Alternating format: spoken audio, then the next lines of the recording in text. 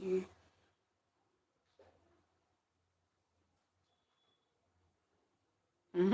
आ गई मेरी सिस्टर। सत श्री अकाल आरती सिस्टर। चाह पी लो पहला। आ जाओ। सत श्री अकाल, किवें हो? की सी खान नूं? स्नेहा देख, कल तो कुछ भी नहीं। कल तो चाह ही मां अद्धा कप मिली ही मैनू पीन नूं। किवें हो आरती सिस्टर?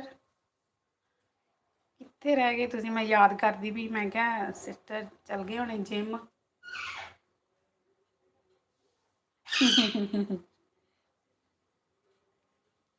अमित जी की बोलती बंद हो गई। आरती सिस्टर नूं देख के। आज गुरु के मंदिर गई हुंदी। अच्छा अच्छा, तबीयत ठीक आ?